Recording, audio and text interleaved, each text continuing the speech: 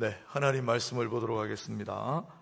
오늘은 시편 103편 1절로 5절 말씀 함께 합니다.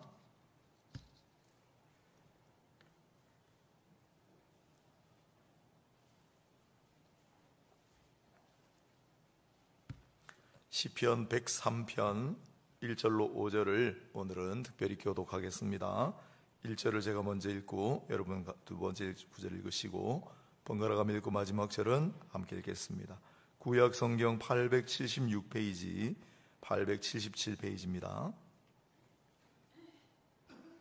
다 찾으신 줄로 알고 시편 103편 1절 내 영혼아 여호와를 송축하라. 내 속에 있는 것들아 다 그의 거룩한 이름을 송축하라. 내 영혼아 여호와를 송축하며 그의 모든 은택을 잊지 말지어다. 그가 내 모든 죄악을 사하시며 내 모든 병을 고치시며 내 생명을 파멸해서 속량하시고 인자와 긍휼로 관을 씌우시며 함께 읽겠습니다. 좋은 것으로 내 소원을 만족하게 하사 내 청춘을 독수리같이 새롭게 하시는도다. 아멘. 오늘은 회복 탄력성을 높입시다. 제목을 한번 따라해 볼까요? 회복 탄력성을 높입시다 라는 제목으로 말씀을 함께 하겠습니다. 부흥에 좀 집중하시라고 새벽에 제가 하는 본문은 씻지를 않았습니다. 그래서 오늘 내일 모레 그때 말씀을 드리겠습니다만은, 자, 오늘 말씀도 꽤 중요한 내용이라 우리가 첫날은 특세할 때 행복이란 무엇인가 함께 했어요. 며칠 지나고 또 돌리고 하시다가 아마 잊어먹으셨을 것 같은데 신명기 10장 12절 13절 너 하나님의 사람아, 너 하나님의 사람아, 너는 행복한 사람이로다. 기억나십니까? 또 여호와의 모든 명령과 규례는 내 행복을 위하여 있는 것이 아니냐. 하나님이 우리를 피곤하게 하고 하나님 우리를 괴롭히시려고 말씀을 주시고 하는 게 아닙니다. 모든 것은 다 너의 행복을 위하여 있는 것이다. 성경 말씀이에요. 우리는 행복한 사람이고 우리가 행복해지는 길은 하나님 말씀, 하나님 은혜 안에 있다라는 사실을 잊지 마시고 늘 그 주 안에서 행복을 추구하고 누리며 살아가시기를 다시 한번 축복합니다. 자, 오늘은 회복에 관해 이야기할 거예요. 회복. 물론 회복에 관해 엄청나게 많은 말씀들이 있고 또 회복에 관한 많은 하나님 말씀들이 있습니다. 하나님께서 내 영혼을 싸매주시고 너희 병을 고쳐주시고 많이 있는데, 오늘은 제가 간간히 이야기했던 회복 탄력성에 관한 이야기를 중점적으로 함께 살피도록 하겠습니다. 더 궁금하신 내용이 있으면 제가 그 회복 탄력성 2011년도에 아마 이 책이 나왔을 거예요. 김주환이란 분이 회복 탄력성이라는 책을 써가지고 한국 사회에 이게 널리 알려지게 됐습니다.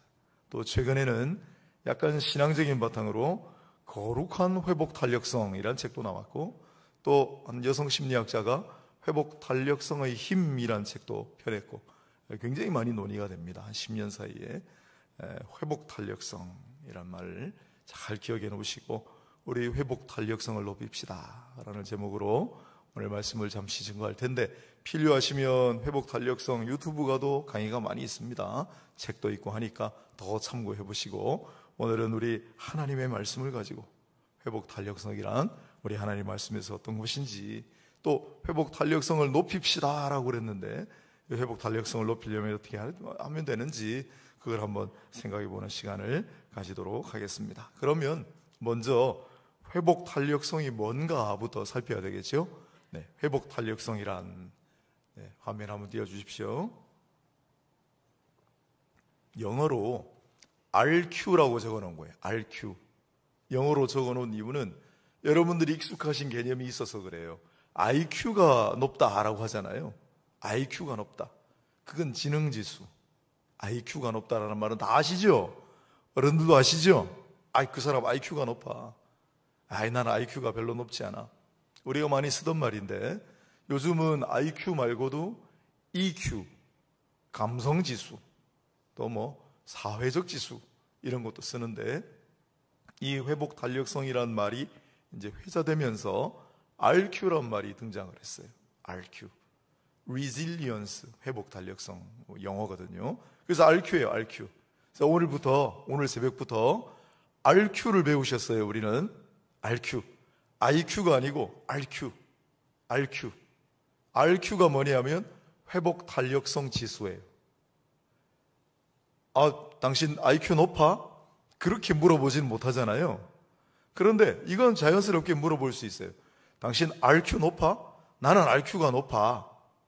예, 회복 달력성 지수가 높다라는 뜻이고, 우리 신앙인들은, 그리스도인들은 RQ가 높아야 합니다. RQ가 높을 수밖에 없습니다. 나중에 보시면 우리는 RQ가 세상 사람들보다 높아요. 꼭 기억하십시오.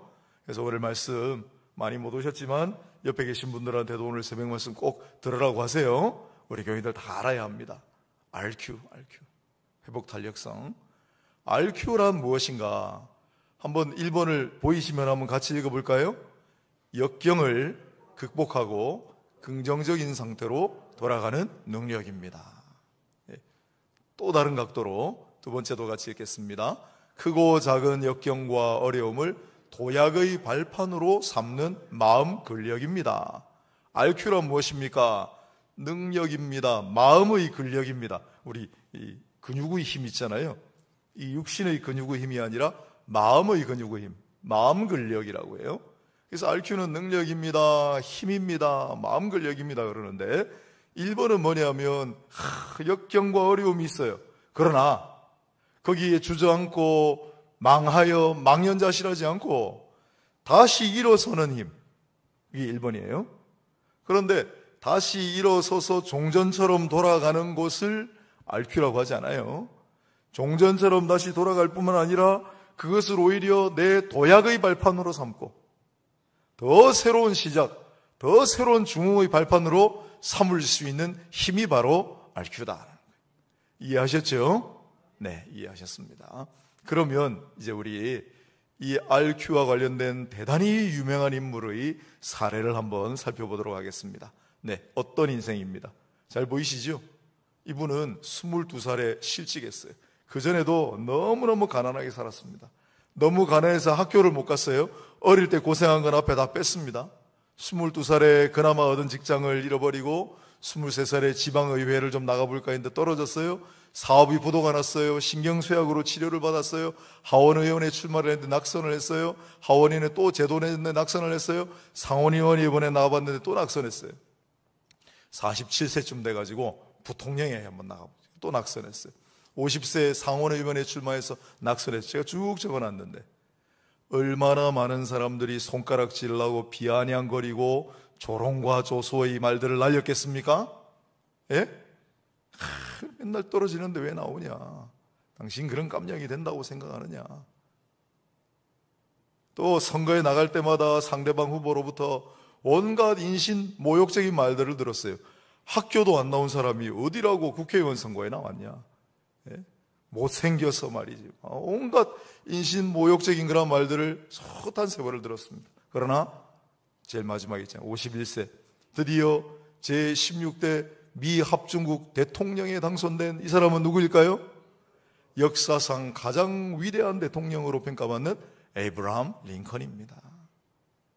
그래서 우리가 회복 탄력성 이야기할 때 회복 탄력성이 가장 높은 인물 중에 한 분이 바로 이 에이브라함 링컨이 아니겠는가? 이분 인생을 한번 쭉 보세요. 야, 저럴 수가 있습니까? 그런데 이분의 회복 탄력성의 주된 바탕은 뭐겠어요? 가운데 뭐라고 되어 있습니까? 에이브라함. 예? 이 사람 이름은 아브라함 링컨이에요. 아브라함이라는 말을 부모님 붙여주셨어요. 평생 신앙으로 살았습니다. 제가 서두에 뭐라고 했습니까? 신앙인은, 그리스도인은 회복 탄력성이 높을 수밖에 없고 높아야 한다. 아브라함 링컨은 이 숱한 세월 힘들고 어렵고 고통스럽고 모멸에 찬 인생을 꿋꿋하게 견뎌서 마침내 우뚝이를 섰잖아요. 그 모든 자기 인생의 시련을 도약의 발판으로 삼아서 미국뿐만 아니라 세계 역사상 가장 훌륭한 지도자로 오늘도 추앙받는 인물이 되었습니다. 또 어떤 인생 이야기를 한번 볼까요? 네. 자, 이 사람은 어떻습니까? 15살에 목동이었습니다. 목동. 매일 밖에 나가서 양들하고. 그 다음 20세에 왕의 사위가 됐는데 누군지 아시겠죠? 20대 초반에는 도망자가 됐어요. 20대 중반에는 망명객의 신세가 됐습니다. 자기가 죽인 골리앗의 고향으로 찾아가서 미친 채하고 목숨을 구걸하는 신세로 전락했죠. 그 다음에 20대 후반에는 반역자가 됐어요. 반역자가. 그렇게 몸을 숨기고 있는 블레셋이 이스라엘하고 전쟁을 한다고 하니까 자칫 잘못하면 민족의 반역자가 될 뻔한 사람이에요. 그런데 30세에 우여곡절이 그때 왕이 됐습니다. 하지만 30대 몇 년 동안 내전을 겪었어요. 그리고 겨우 이제 안정되나 싶었더니 49세 간음과 살인을 저지르는 그런 죄인이 됩니다. 바세바 사건을 가리키죠. 그런 다음에 60세 이제 인생의 말년쯤, 아직 말년은 안 된 나이지만은 60세에 좀 이제 평안할라 싶으니까 후계자하고도 싸움이 일어나가지고 아들 간에 서로 죽이고 죽는 끔찍한 가족의 비극을 겪게 됐고, 압살롬이라고 하는 아들이 반란을 일으켜서 정말 처참하게 도망하는 신세가 돼버렸어요. 자, 보세요. 20대 초반에 도망자였죠. 60대 또 도망자가 되는 거예요. 자, 도망치면서 얼마나 자기 마음이 내 인생도 참 기구하다 그런 생각하지 않았겠습니까? 60대 중반에는 신하가 또 반란을 일으켜요. 그리고 70세 사망하는 인물 누굽니까? 다윗입니다. 다윗. 예. 아브라함 링컨은 인생의 시련이 쭉 있었지만은 쭉 가다가 일어섰고, 다윗은 고난과 역경 가운데 그걸 또 뚫고 일어나고, 가다가 또 교만하여 자빠지고 또 그 시련과 역경 가운데 다시 일어나고, 이걸 반복했던 인물이 다윗입니다. 회복 탄력성.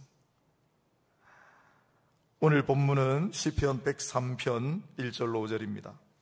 한번 잘 보십시오. 내 영혼아, 뭐라고 합니까? 여호와를 송축하라고 합니다.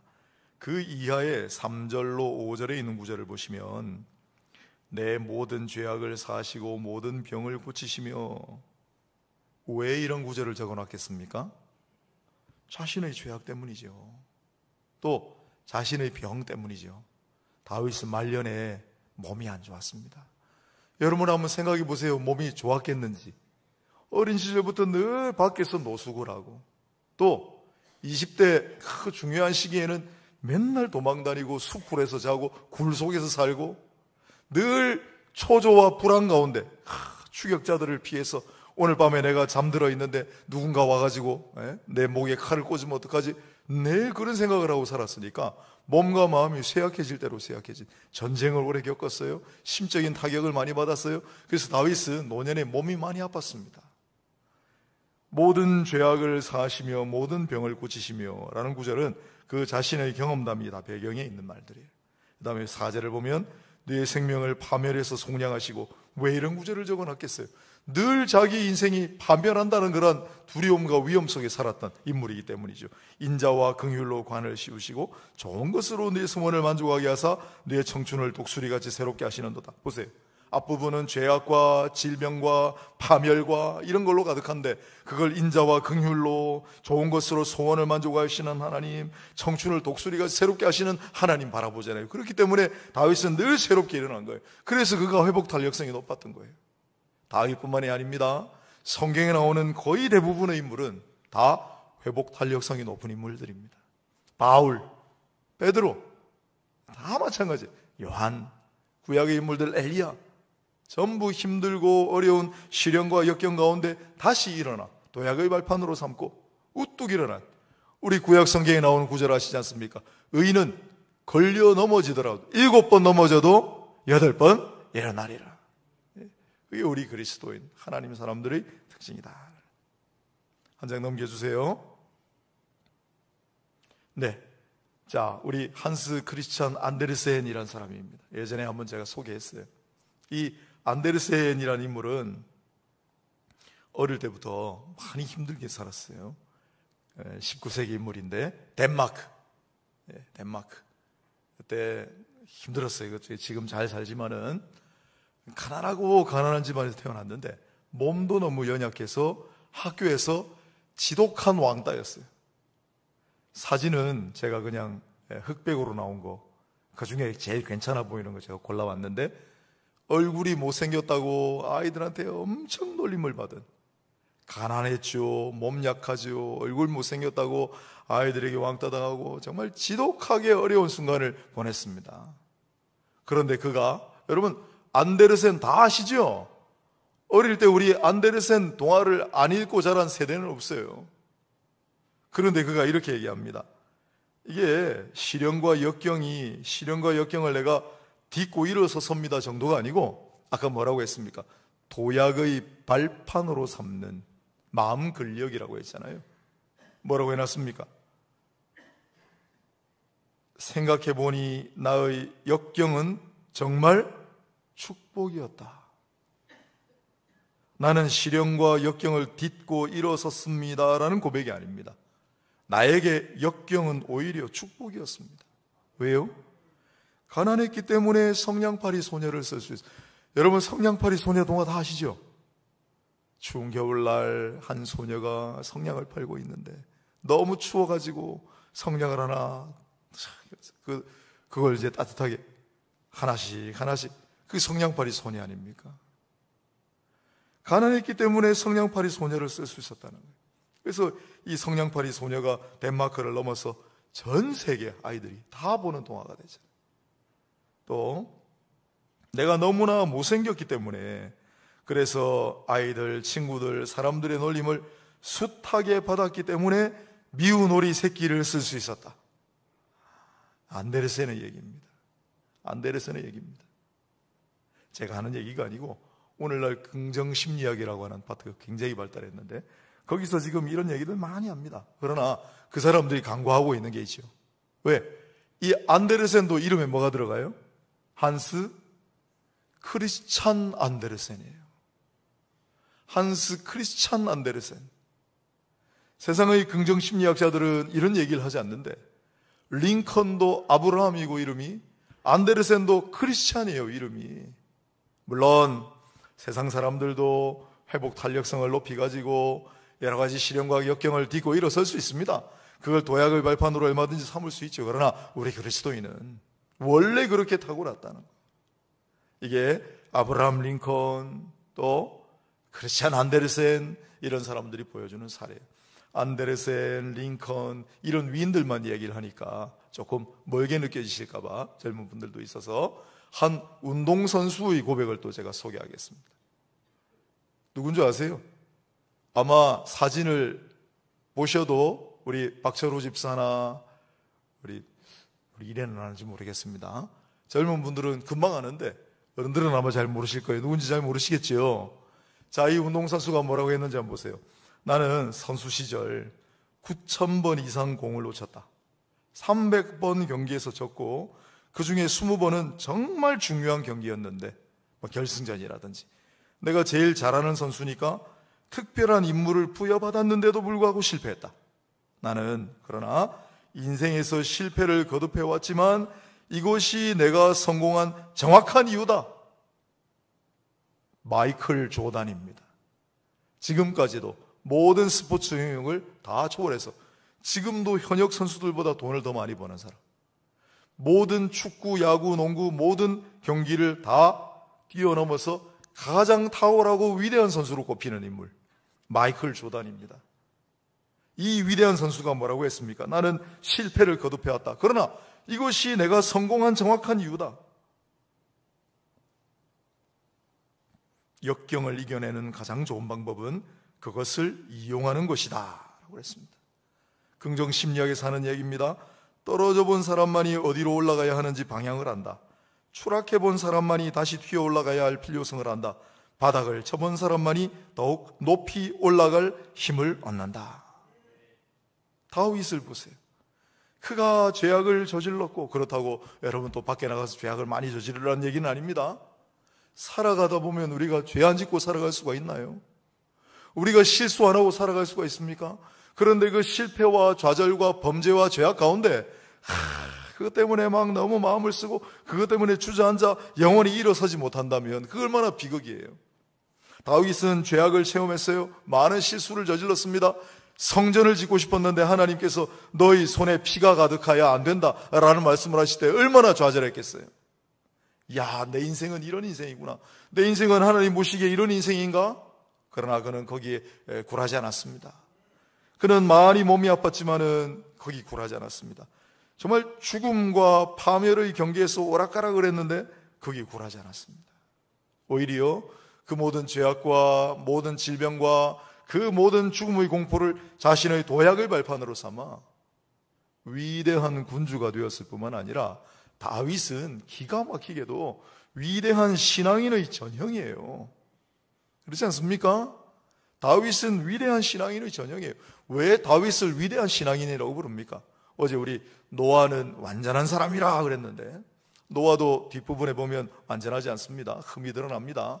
그러나 다윗은 노아와 비교할 때 훨씬 못한 사람이에요. 하지만 어려움이 많고 죄악이 크고 실수하고 피를 많이 흘렸지만 그만큼 하나님 앞에 더 나아갔기 때문에, 그만큼 하나님 앞에 더 처절히 부르짖었기 때문에, 그래서 위대한 신앙인의 표본이라고 하는 거예요. 우리하고 가깝단 말이에요. 자, 그렇다면 이제 오늘 회복 탄력성을 높입시다라는 주제로 제가 설교를 준비했잖아요. 그러면 이 회복 탄력성을 높이려면 어떻게 하면 좋은가? 이 세상에서 말하는 세 가지를 제가 소개해 드리겠습니다. 세상에서는 세 가지가 있어야 회복 탄력성이 높다고 합니다. 화면에는 제가 따로 준비 안 했습니다. 적으실 분 필요하면 적으십시오. 첫째는 자기 조절력입니다. 자기 조절력. 둘째는 대인관계력입니다. 자기 조절력은 뭐 다 아시겠죠? 아무래도 자기를 컨트롤하고 자기를 좀 통제할 수 있는 사람이 회복 탄력성이 높을 것이다. 두 번째가 대인관계력인데 이거 긍정심리학자들마다 똑같이 얘기해요. 이런 조사가 있습니다. 미국의 한 병원에서 의사 선생님들이 암 환자를 대상으로 한번 조사를 해봤는데 가만히 이렇게 보니까 똑같은 암 환자인데 잘 낫고 잘 안 낫는 경우가 있더라는 거예요. 그런데 특히 잘 낫는 경우의 환자를 잘 안 낫는 경우의 군하고 비교를 해보니까 뚜렷한 차이를 하나 발견했다. 어떤 차이인가? 병문안을 많이 오고 부모님, 형제들, 친구들, 사람들이 많이 와가지고 빨리 나으세요. 당신을 위해 기도하고 있습니다. 힘내요. 그렇게 하는 사람이 병이 빨리 낫는 경향이 있더라는 거예요.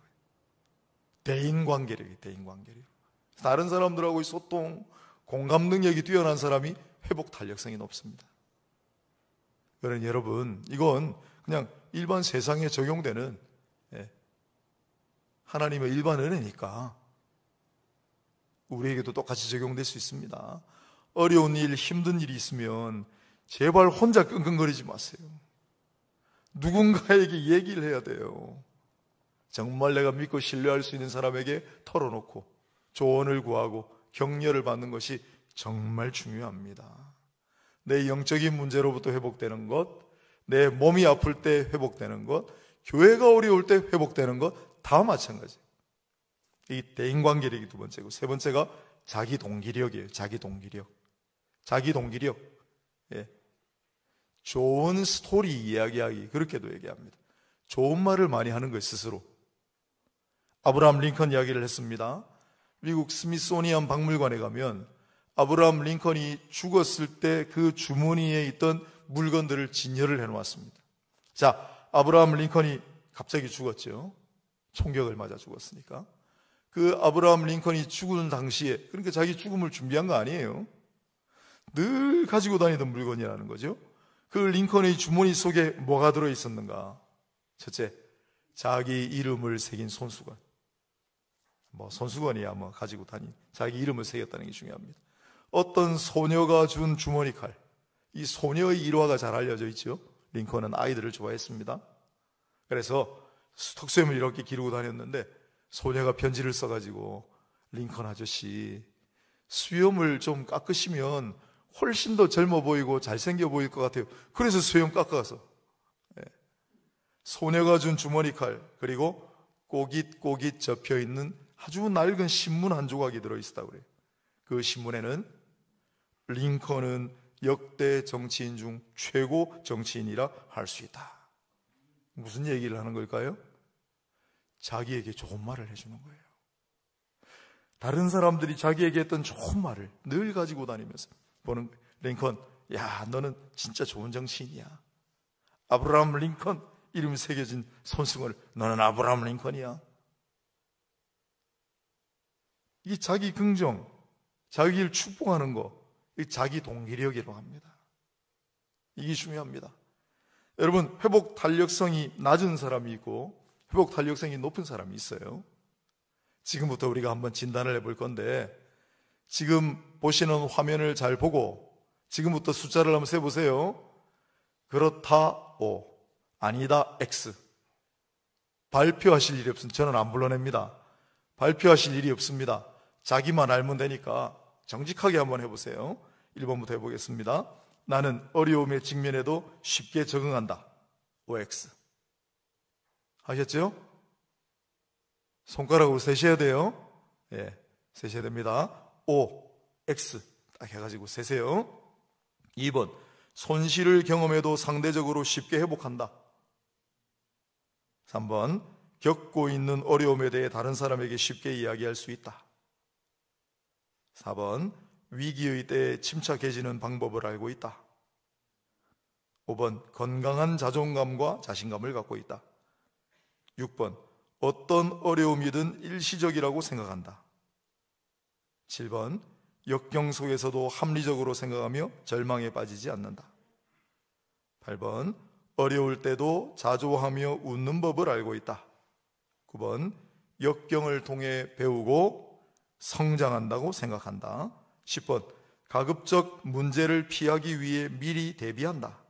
11번, 과거의 역경 덕분에 더 강해지고 성장했다고 생각한다. 12번, 어려움에 굴하지 않고 지나갈 때까지 기다리는 편이다. 다 하셨습니까? 동그라미 몇 개? X 몇 개? 박철호 집사님, 뭐가? O가 11개라고? 너무 많이 매긴 거 아닙니까?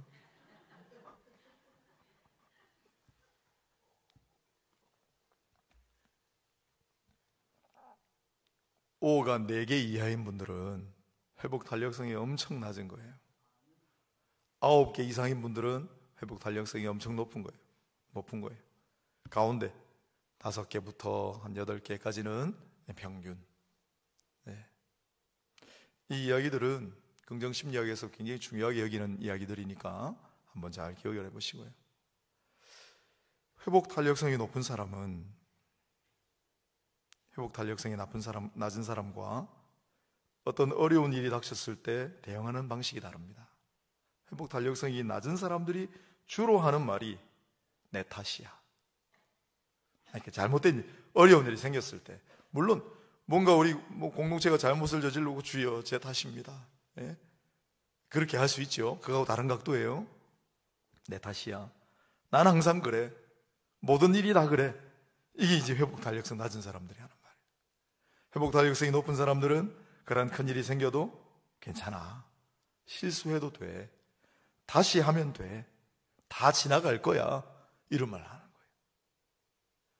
회복 탄력성이 높고 낮음의 분명한 대비가 있고, 또 세상에서 회복 탄력성을 높이는 방법도 얘기하지만 우리는 신앙인이기 때문에 오늘 회복 탄력성이 가장 높은 역대적으로 이 세상 존재하는 사람들 중에 아마 회복 탄력성이 가장 높은 인물 중에 하나인 이 다윗을 통해 배워봅니다. 오늘 본문 말씀을 다시 봅시다. 좀 띄워주세요. 1절 뭐라고 해놨습니까? 네 영혼아 여호와를 송축하라. 내 속에 있는 것들아 다 그의 이름을 송축하라. 송축하다가 뭐예요? 바라크인데 하나님이 복을 주시다가 송축하다고 똑같은 단어고, 인간이 하나님 앞에 무릎을 꿇는 것을 송축하다라고 해요. 다윗이 회복 탄력성이 높을 수 있었던 이유는 그가 하나님 앞에 무릎 꿇는 사람이었기 때문입니다. 하나님 앞에 무릎 꿇는 신앙이 회복 탄력성을 높입니다. 왜? 무릎 꿇으면 하나님께서 복을 주시거든요. 무릎 꿇고 엎어져 있는 인생을 하나님께서 복 주시고 다시 이렇게 세우시거든요. 두 번째로 103편 2절, 내 영혼아 여호와를 송축하며, 계속 띄워주세요. 화면에 말씀을 띄워주세요. 내 영혼아 여호와를 송축하며 그의 모든 은택을 잊지 말지어다. Thank you. 감사하는 신앙이 회복 탄력성을 높입니다. 범사에 감사. 너무 당연한 얘기들이잖아요. 그 다음에 3절로 5절, 아까 서두에 말씀드렸죠. 모든 죄악을 사하시고 모든 병을 고치시고 생명을 파멸해서 속량하시고 인자와 긍휼로 관을 씌우시고 좋은 것으로 소원을 만족하게 하시고 청춘을 독수리같이 새롭게 하시는 이가 누구라고요? 하나님이시라고요. 나는 지금 힘들고 어려운데, 나는 지금 이 시련의 골짜기에 빠졌는데, 그러나 내게 하나님이 계시니 하나님이 내 모든 죄악을 고치시고 내 병을 고치실 것이며 나를 독수리같이 새롭게 하실 것입니다. 늘 고백하는 거예요. 고백하는 신앙이에요. 이게 아까 자기 동기력, 대인관계력이라고 그랬잖아요. 아까 대신관계력. 우리는 하나님과의 관계가 좋으면 회복 탄력성이 높아지는 거예요. 그 하나님 앞에 무릎 꿇고 하나님 앞에 감사하고 하나님께서 나를 이렇게 하실 것입니다 끊임없이 고백하고 나가면, 아까 링컨은 꼬이꼬이 주머니에 다른 사람들이 적은 평가를 늘 봤다고 했는데, 하나님이 나를 기뻐하시오, 하나님 나를 사랑하시오, 하나님 나를 버리지 않을 거야, 하나님 나를 잊지 않으실 거야. 여러분, 다윗이 어떻게 했습니까? 그 끔찍한 범죄를 저지르고 깊은 단식 속에 하나님 나를 용서해 주시옵소서, 나를 버리지 마시옵고 주의 영으로 다시 새롭게 하옵소서. 처절하게 하나님 앞에 부르짖을 때 하나님께서 그를 회복시켜 주셨습니다. 힘들고 어려워 쫓겨다닐 때마다 그는 새벽에 내 영혼아 내가 새벽을 깨우리로다, 내가 하나님 앞에 부르짖습니다 라고 기도하고 나갔어요. 하나님께서 그 어려운 역경 가운데 그를 일으키시고 그걸 도약의 발판으로 삼게 하시고 왕이 되게 하시고 역사상 위대한 공주가 되게 하셨잖아요. 사랑하는 여러분, 우리는 회복되어야 합니다. 회복하게 하실 줄로 믿습니다. 우리가 원리를 잘 알고 있으니까 하나님 우리를 행복하게 하시고 모든 것을 우리 행복으로 주시고, 뿐만 아니라 우리가 어려울 때, 심지어 내가 잘못을 저질렀을 때도 하나님 앞에 무릎 꿇고 하나님 바라보고 부르짖고 나아갈 때 우리를 회복시키시고 우리를 일으키시고 더 도약의 발판으로 삼아 앞으로 나아가게 하신다라는 사실을 잊지 마시고, 오늘 이 설교의 주제는 그겁니다. 우리는 회복 탄력성이 원래 높은 존재들이다. 하나님 회복시키시니까 늘 그 마음을 가지고 살아가시는 회복 탄력성이 높은 사람들은 예전에 이제 막 추락했다가도 다시 원래의 자리로 돌아와요. 예, 마찰이 없으면 위에 공을 이렇게 떨어뜨리면 그 자리로 튀어 올라오거든요. 미국의 대학교에 한 괴짜 교수님이 유명한 실험을 했습니다. 대학 강의실 저쪽에 공중에 쇠공을 달아가지고 이렇게 누려뜨려서 자기 얼굴 앞에 딱 놓고 그걸 탁 놨어요. 그러니까 쇠공이 저만큼 갔다가 다시 돌아오잖아요. 어디까지? 딱 자기 얼굴 앞까지. 회복 탄력성은 원래의 자리로 돌아오게 하는 힘이 있습니다. 하지만 더 앞으로 나아가게 합니다. 우리 교회가 조금 이제 뒤로 조금 이제 위축되었다 생각하시지만 우리 교회는 회복 탄력성이 좋은 교회가 될 줄로 믿습니다. 그래서 다시 원래의 자리로 돌아. 여러분, 이 정도의 자리가 우리가 원래 있었는데 지금 이렇게 수축했다면 다시 이 자리로 돌아오는 건 문제도 아니에요. 그러나 원래 이 자리에 없던 사람이 이 자리로 올라가는 건 힘들어요. 그런데 다시 회복이 되면 거기서 도약이 일어납니다. 아멘. 회복하면 도약이 일어납니다. 그 원리를 잘 기억하시고 하나님께서 우리를 회복시키시고 우리를 다시 한번 새롭게 도약하시리라. 교회도 마찬가지고 가정도 마찬가지고 개인도 마찬가지고 이 회복의 힘과 능력으로 살아가시는 모든 우리 성도님들 그리고 이 교회가 되기를 축복하고 축원합니다. 기도합시다. 제가 한번 기도하겠습니다. 하나님, 오늘 이 받은 말씀을 마음에 잘 새기게 하시고 우리 주 안에서 회복이 잘 되는, 회복이 일어나는 회복의 마음 근력을 갖추는 그러한 성도들로 다 삼아주시고 이 교회를 주여 회복시키시고 다시 한번 크게 도약시키실 줄로 믿습니다. 예수님의 이름으로 기도하옵나이다. 아멘.